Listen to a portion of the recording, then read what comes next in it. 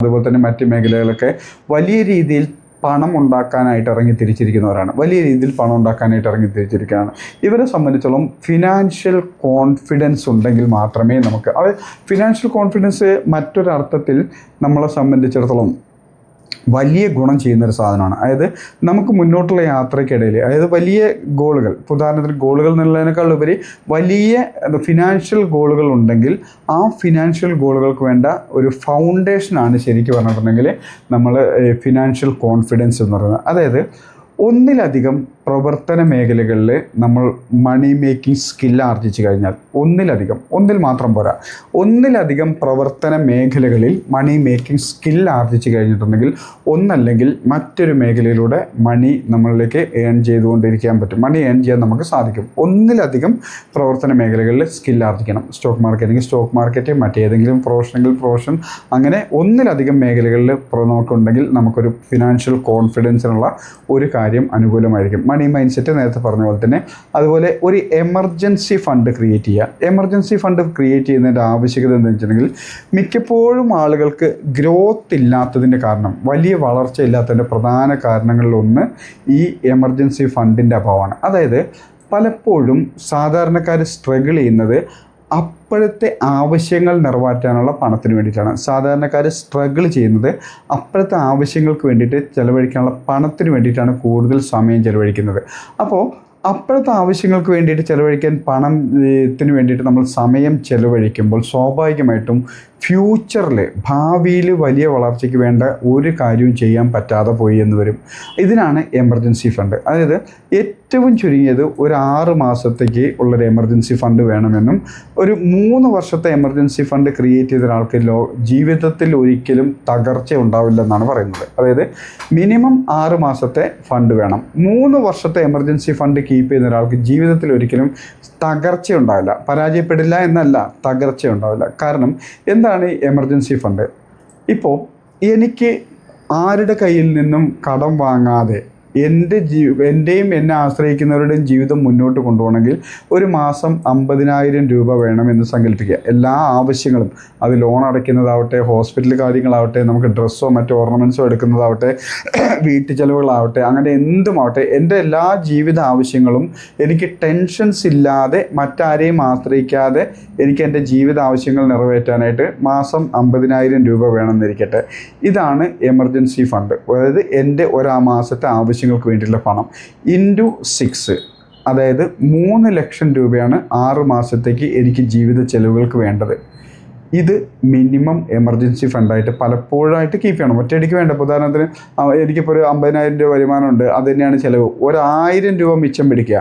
ഇങ്ങനെ പോകുമ്പോൾ എനിക്ക് എത്ര കാലം കൊണ്ടാണോ ഈ 3 ലക്ഷം രൂപ എമർജൻസി ഫണ്ടായെന്ന് അപ്പോൾ എമർജൻസി ഫണ്ടായി എന്ന് വയ്ക്കുക. അതായത് മിനിമം 6 മാസത്തേക്ക് ജോലി ഇല്ലെങ്കിലും, ജോലിക്ക് പോകാൻ പറ്റിയില്ലെങ്കിലും, ബിസിനസ് ഇല്ലെങ്കിലും, ബിസിനസ്സിന് പോകാൻ പറ്റിയില്ലെങ്കിലും ശരി, വീട്ടിലെ ആവശ്യങ്ങൾ ബുദ്ധിമുട്ടിലാകരുത്. ഇതിനെയാണ് എമർജൻസി ഫണ്ട് കൊണ്ട്. കാരണം ഒന്ന് ചിന്തിക്കുക, 50,000 രൂപ ആവശ്യമുള്ള എന്നെ സംബന്ധിച്ചോളം എമർജൻസി ഫണ്ട് ഇല്ലാന്ന് സങ്കല്പിക്കുക. 2 മാസം എനിക്ക് വരുമാനമില്ലാത്ത സിറ്റുവേഷൻ, അത് പ്രൊഫഷനിലുള്ള എന്തെങ്കിലും പ്രശ്നങ്ങളാവാം, നാട്ടിലുള്ള എന്തെങ്കിലും പ്രശ്നങ്ങൾ കൊണ്ടാവാം, എൻ്റെ ഹെൽത്ത് ഇഷ്യൂ കൊണ്ടാവാം, മറ്റേതെങ്കിലും കാരണങ്ങൾ കൊണ്ട് 2 മാസത്തേക്ക് എനിക്ക് വരുമാനം ഇല്ലാത്ത അവസ്ഥയായി കഴിഞ്ഞിട്ടുണ്ടെങ്കിൽ ഞാൻ സ്ട്രഗിൾ ചെയ്യും. കാരണം എൻ്റെ മുമ്പിൽ എൻ്റെ ഫാമിലിയുടെ ജീവിത ചെലവുകൾ നടത്തിക്കൊണ്ടു പോകാൻ എന്ത് ചെയ്യണം എന്നുള്ളൊരു ക്വസ്റ്റ്യൻ വരുന്നു. അപ്പോൾ ഈ ക്വസ്റ്റ്യനുള്ള ആൻസർ അന്വേഷിച്ചുകൊണ്ടായിരിക്കും എൻ്റെ ഓരോ നിമിഷവും കടന്നു പോകുന്നത്. അടുത്ത മാസം, അടുത്ത ദിവസം വീട്ടിലെ ചിലവുകൾക്ക് വേണ്ടിയിട്ട് ഇത്ര രൂപ വേണം, എന്ത് ചെയ്യും, ഈ ഒരു ക്വസ്റ്റ്യൻ ആയിരിക്കും എൻ്റെ മൈൻഡിലേക്ക് ഇരിക്കുക. ഒരു കാരണവശാലും എൻ്റെ ഫ്യൂച്ചറിന് വേണ്ടിയിട്ട്, ഉദാഹരണത്തിന് ഇപ്പോൾ ജോലി ഇല്ലാത്തൊരവസ്ഥയാണെങ്കിൽ മറ്റൊരു ജോലി കണ്ടെത്താൻ, ബിസിനസ്സിൽ സ്ട്രഗിൾ ചെയ്യുന്നൊരവസ്ഥയാണെങ്കിൽ ബിസിനസ്സിനെ ഒന്ന് കരകയറ്റി എടുക്കാനായിട്ട്, അല്ലെങ്കിൽ ഞാൻ മറ്റേതെങ്കിലും കരിയർ നോക്കുകയാണെങ്കിൽ ആ കരിയർ അന്വേഷിക്കാനായിട്ട് എനിക്ക് സമയം ചെലവഴിക്കാൻ പറ്റില്ല. കാരണം എൻ്റെ സമയം മുഴുവൻ അന്നത്തെ ആ സമയങ്ങളിലെ ആവശ്യങ്ങൾക്ക് വേണ്ടിയുള്ള പണം എവിടുന്ന് ഉണ്ടാക്കാം, ആരുടെ നിന്ന് മേടിക്കാം, ഈ കാര്യങ്ങൾക്കായിരിക്കും ചെലവഴിക്കുന്നത്. അപ്പോൾ മിനിമം ഒരു 6 മാസത്തെ എമർജൻസി ഫണ്ട് ഉണ്ടായിരിക്കണം. അങ്ങനെ ഉണ്ടെങ്കിൽ നമ്മളെ സംബന്ധിച്ചോളം സ്ട്രഗിളിംഗ് ഉള്ള സമയത്താണെങ്കിൽ പോലും നമുക്കറിയാം എല്ലാ കാലത്തും ഒരുപോലെ ഉണ്ടാവില്ല. പക്ഷേ ഒരു 3 അല്ലെങ്കിൽ 4 അല്ലെങ്കിൽ 5 മാസമൊക്കെ നമുക്ക് വലിയ ബുദ്ധിമുട്ടുകളിലൂടെ കടന്നുപോകുള്ളൂ. അത് കഴിയുമ്പോഴേക്കും ഓവർകം ചെയ്യാൻ നമുക്ക് സാധിച്ചിട്ടുണ്ടാവും. അപ്പോൾ മിനിമം 6 മാസത്തേക്ക്. ഇനി 3 വർഷത്തെ ഫണ്ട് ഉണ്ടെന്ന് സങ്കല്പിക്കുക. അതായത് 50,000 രൂപ വെച്ചിട്ട് ഇവിടെ സംബന്ധിച്ചോളം ഒരു വർഷത്തിലേക്ക് എന്ന് പറയുമ്പോഴേക്ക് ഏകദേശം 5-6 ലക്ഷം രൂപയാണ് ആവശ്യം വരിക. എന്ന് തോന്നുന്നു 50,000 30 6 ലക്ഷം രൂപ ആവശ്യം വരുന്നു.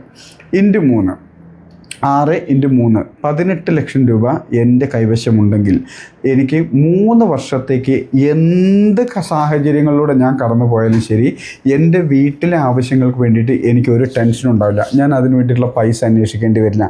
അപ്പോൾ സ്വാഭാവികമായിട്ടും എനിക്ക് എന്ത് സ്ട്രഗിളിങ്ങിലൂടെ കടന്നു പോകണമെങ്കിലും അതിനെയൊക്കെ ഈസി ആയിട്ട് ഓവർകം ചെയ്യാനുള്ള വഴികൾ കണ്ടെത്താനും അതിന് വേണ്ട സൊല്യൂഷൻസിലേക്ക് കടക്കാനും എനിക്ക് ഇഷ്ടം പോലെ സമയം കിട്ടും എന്നുള്ളത് കൊണ്ട് തന്നെ ഏതൊരു പ്രോബ്ലത്തിനെയും ഈസി ആയിട്ട് മറികടക്കാൻ എനിക്ക് ഈ എമർജൻസി ഫണ്ട് എന്നെ സഹായിക്കുന്നു. അപ്പോൾ ഓരോരുത്തരും ഏറ്റവും ചുരുങ്ങിയത് 6 മാസത്തെ എമർജൻസി ഫണ്ട് ഉണ്ടെന്ന് ഉറപ്പുവരുത്തുക. മിനിമം 3 വർഷത്തെ, മിനിമം എന്നല്ല 3 വർഷത്തെ എമർജൻസി ഫണ്ട് ഉണ്ടെങ്കിൽ നമ്മളെ സംബന്ധിച്ചോളം പിന്നീട് നമുക്ക് സേഫായിട്ട് മുന്നോട്ട് പോകാൻ പറ്റും. എത്ര പ്രശ്നങ്ങൾ വന്നാലും ശരി ഒരിക്കലും നമ്മൾ തകർന്നു പോവില്ല എന്നുള്ളതാണ് 3 വർഷത്തെ എമർജൻസി ഫണ്ടൊക്കെ ഉണ്ടെന്നുള്ള ഗുണം. അതോടൊപ്പം പലപ്പോഴും ഫിനാൻഷ്യലി വലിയ ബുദ്ധിമുട്ട് ഫേസ് ചെയ്യേണ്ടത് നമുക്ക് എന്തെങ്കിലും സംഭവിച്ചു കഴിഞ്ഞാൽ നമ്മളുടെ കുടുംബത്തിന് സാമ്പത്തിക ബാധ്യത ഇല്ലാതിരിക്കാനായിട്ട്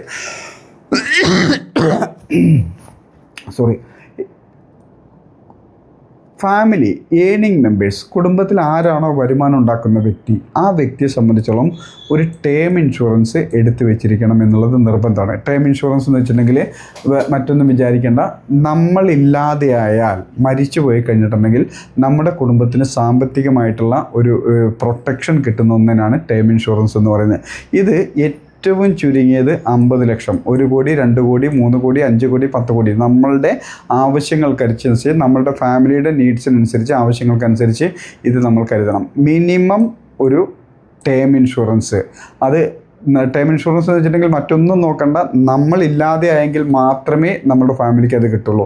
അപ്പോൾ പലപ്പോഴും ചിന്തിക്കും ഞാനില്ലാതെ എൻ്റെ കുടുംബത്തിന് പൈസ കിട്ടിയിട്ട് എന്താ കാര്യം എന്നുള്ളത്. ആവശ്യമുണ്ട്. കാരണം വെച്ചാൽ നമ്മളാണ് ഏണിംഗ് മെമ്പേഴ്സ് എങ്കിൽ നമ്മളില്ലാത്തൊരു സാഹചര്യത്തിൽ നമ്മളുടെ ആ ഒരു ഇല്ലായ്മ കവർ ചെയ്യണമെങ്കിൽ അവർക്ക് മാസങ്ങളോളം സമയം വേണ്ടി വരും. ആ മാസങ്ങളോളം സമയം എടുത്തതിന് ശേഷം മാത്രമേ അവർക്ക് ജീവിതത്തിലേക്ക് പതുക്കെ തിരിച്ചു വരാൻ പറ്റുള്ളൂ. അത്തരം സാഹചര്യങ്ങളിൽ ഈ ടേം ഇൻഷുറൻസ് അവർക്ക് വലിയ രീതിയിലേക്ക് ഹെൽപ്പ് ചെയ്യും. അതുപോലെ നമുക്ക് എന്തെങ്കിലും ഒരു ലയബിലിറ്റി, എന്തെങ്കിലും ബാധ്യതകളുണ്ടെങ്കിൽ അതിനെയൊക്കെ കവർ ചെയ്യാൻ ഈ ടേം ഇൻഷുറൻസ് സഹായിക്കും. അപ്പോൾ ടേം ഇൻഷുറൻസ് എപ്പോഴും എടുത്തു വെച്ചിരിക്കണം. ആ ടേം ഇൻഷുറൻസിൽ എപ്പോഴും ക്രിട്ടിക്കൽ ഇൽനെസ് അല്ലെങ്കിൽ ഡിസബിലിറ്റി ഇൽനെസ് ഉറപ്പ് വരുത്തണം. ക്രിട്ടിക്കൽ ഇൽനെസ് അല്ലെങ്കിൽ ഡിസബിലിറ്റി ഇൽനെസ്. കാരണം പലപ്പോഴും നമ്മൾ യാഥാർത്ഥ്യങ്ങളോട് നമ്മൾ മുഖം തിരിച്ചിട്ട് കാര്യമൊന്നുമില്ല. പലപ്പോഴും നമ്മൾ ഫേസ് ചെയ്യുന്നൊരു പ്രശ്നം, ടേം ഇൻഷുറൻസ് എടുക്കുമ്പോൾ നമ്മൾ ടേം മാത്രമായിട്ട് എടുക്കും. അതായത് നമ്മൾ മരിച്ചു പോയെങ്കിൽ മാത്രം പണം കിട്ടുന്ന രീതിയിൽ എടുക്കും. അവിടെ ഒരു ക്രിട്ടിക്കൽ ഇൽനെസ് അല്ലെങ്കിൽ ഡിസബിലിറ്റി ഇൽനെസ്സും കൂടെ ആഡ് ചെയ്യുക എന്ന് പറയുമ്പോൾ, ക്രിട്ടിക്കൽ ഇൽനെസ് ഗുരുതരമായിട്ടുള്ള രോഗങ്ങൾ വരുമ്പോൾ, ഉദാഹരണത്തിന് നമുക്ക് തുടർന്ന് പ്രവർത്തിക്കാൻ, നമുക്ക് എന്തെങ്കിലും ജോലിയോ ബിസിനസ്സോ ചെയ്യാൻ പറ്റാത്ത രീതിയിൽ ഗുരുതരമായിട്ടുള്ളൊരു അസുഖം പിടിപെട്ട് കഴിഞ്ഞാൽ അത്തരം സാഹചര്യങ്ങളിൽ ടേം ഇൻഷുറൻസ് നമുക്ക് കവർ ചെയ്യില്ല. കാരണം വെച്ചിട്ടുണ്ടെങ്കിൽ നമ്മളില്ലാതെ പോയെങ്കിൽ മാത്രമേ ടേം ഇൻഷുറൻസ് കിട്ടുള്ളൂ. അതുപോലെ എന്തെങ്കിലും ഒരു ഡിസബിലിറ്റി, എന്തെങ്കിലും ഒരു ആക്സിഡൻറ്റിൽ വെച്ച് ഒരു അംഗവൈകല്യം സംഭവിച്ചിരുന്നെങ്കിൽ പിന്നെ നമുക്ക് മുന്നോട്ട് പഴയ പോലെ പ്രവർത്തിക്കാൻ പറ്റാത്ത സാഹചര്യം വന്നു വരാം. ഇതിനൊക്കെ കവർ ചെയ്യാനായിട്ട് നമ്മളില്ലാതെയായാലും നമുക്കൊരു ക്രിട്ടിക്കൽ ഇൽനെസ്സോ അല്ലെങ്കിൽ ഡിസബിലിറ്റിയോ വന്നു കഴിഞ്ഞിട്ടുണ്ടെങ്കിൽ അതൊക്കെ കവർ ചെയ്യുന്ന രീതിയിലേക്ക് ഒരു ഇൻഷുറൻസ് പോളിസി എടുത്തേക്കണം. അത് കാരണം ഇത് നമ്മൾ എപ്പോഴും പറയുന്ന പോലെ തന്നെ മറ്റുള്ളവരുടെ ടൈം, മണി, എഫേർട്ട് നമുക്ക് വേണ്ടി യൂസ് ചെയ്യാന്ന് പറഞ്ഞാൽ, ഇവിടെ നമ്മൾ ഇൻഷുറൻസ് കമ്പനിയുടെ മണിയാണ് നമുക്ക് വേണ്ടിയിട്ട് യൂസ് ചെയ്യാൻ പോകുന്നത്. അതായത് നമുക്കറിയാം ഒരു ടേം ഇൻഷുറൻസ് എടുക്കണമെങ്കിൽ വർഷത്തിൽ നിസാര പൈസ വരുള്ളൂ.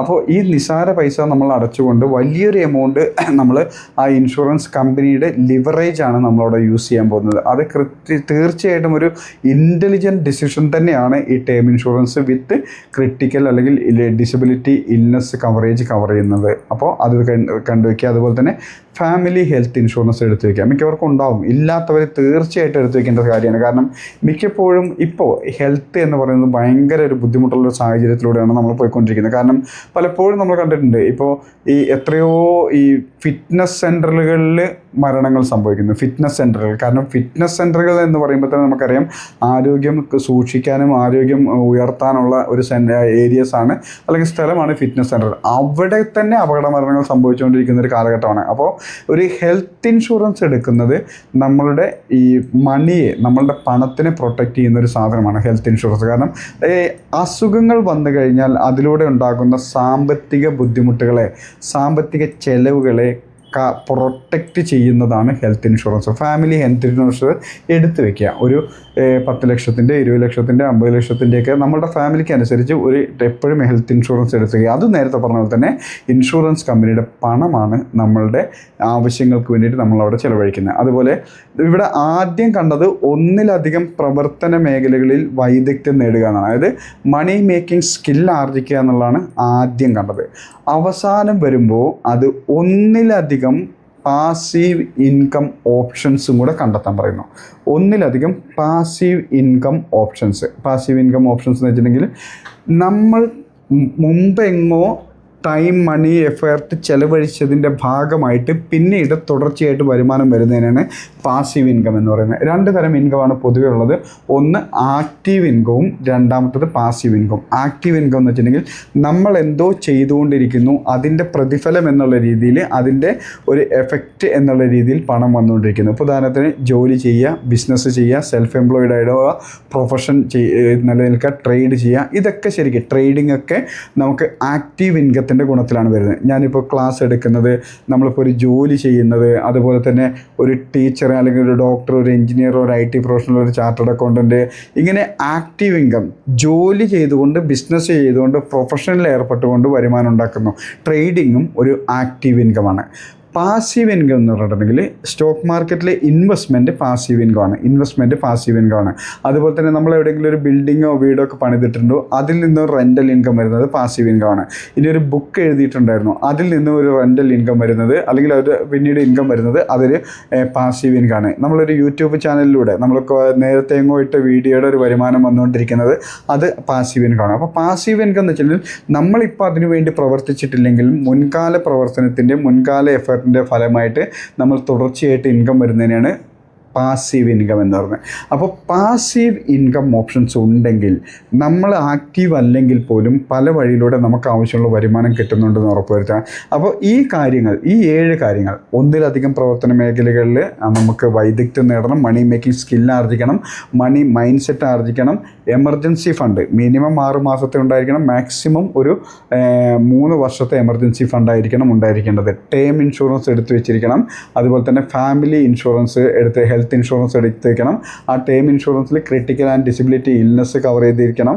അതുപോലെ ഒന്നിലധികം പാസീവ് ഇൻകം ഓപ്ഷൻസ് ഉണ്ടായിരിക്കണം. ഇത്രയും കാര്യങ്ങളുണ്ടെങ്കിൽ നമുക്ക് എന്ത് റിസ്ക് ഉള്ള ഒരു ബിസിനസ് അംഗത്തിനും അല്ലെങ്കിൽ എന്ത് റിസ്ക് ഉള്ള പ്രവൃത്തിയിലും നമുക്ക് ഏർപ്പെടാൻ പറ്റും.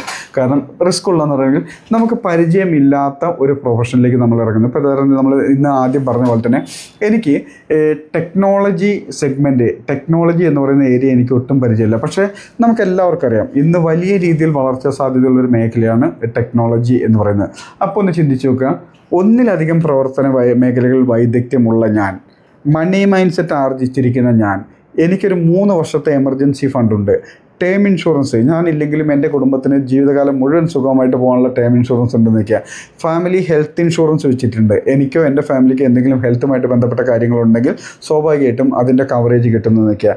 അതുപോലെ തന്നെ ഈ ക്രിട്ടിക്കൽ അതൊക്കെ അതിൻ്റെ ടേം ഇൻഷുറൻസിൻ്റെ കൂട്ടത്തിൽ കൂട്ടുക. പാസീവ് ഇൻകം ഉണ്ട്. ഞാനിപ്പോൾ പ്രവർത്തിച്ചില്ലെങ്കിൽ പോലും റെൻ്റൽ ഇൻകമായിട്ടോ അല്ലെങ്കിൽ സ്റ്റോക്ക് മാർക്കറ്റിലെ ഇൻവെസ്റ്റ്മെൻറ്റിൻ്റെ റിട്ടേൺ ആയിട്ടോ ഒക്കെ ഇൻകം വന്നുകൊണ്ടിരിക്കുന്നുണ്ട്. ഇങ്ങനെ വന്നുകൊണ്ടിരിക്കുന്ന ഇതെല്ലാം എനിക്ക് അനുകൂലമാണെങ്കിൽ ഒന്ന് ചിന്തിച്ച് നോക്കുക, എനിക്ക് ധൈര്യമായിട്ട് ടെക്നോളജി സെഗ്മെൻറ്റിലേക്ക് എനിക്ക് കാലുവയ്ക്കാൻ പറ്റും. കാരണം വെച്ചിട്ടുണ്ടെങ്കിൽ ഞാൻ അവിടെ പരാജയപ്പെട്ടാലും എന്ത് സംഭവിച്ചാലും ശരി, എന്നെ സംബന്ധിച്ചോളം എന്നെയും എൻ്റെ ഫാമിലിനെയും പ്രൊട്ടക്റ്റ് ചെയ്യാൻ ഫിനാൻഷ്യൽ കോൺഫിഡൻസ് എന്നുള്ള രീതിയിലേക്ക് എനിക്ക് ഈ കാര്യങ്ങളൊക്കെ എൻ്റെ കയ്യിലുണ്ട്. ഉള്ളത് കൊണ്ട്, ഞാൻ എക്സാമ്പിളാണ് പറയുന്നത്, ഉണ്ടെന്നല്ല പറയുന്നത്, ഉള്ളത് കൊണ്ട് എനിക്ക് ഏത് സെഗ്മെൻറ്റിൽ എന്ത് പരീക്ഷണങ്ങൾക്കും അല്ലെങ്കിൽ എന്ത് വലിയ സാധ്യതകൾക്ക് വേണ്ടിയിട്ട് പ്രവർത്തിക്കാനും എനിക്ക് പറ്റും. ഇതൊന്നുമില്ലെങ്കിലാണ് നമ്മൾ ഈ കംഫർട്ട് സോണിൽ അല്ലെങ്കിൽ നമ്മൾ റിസ്ക് എടുക്കാൻ പലപ്പോഴും മടിക്കുന്നതിൻ്റെ കാരണങ്ങളിലൊന്ന് ഇതൊന്നും ഇല്ലായ്മയാണ്.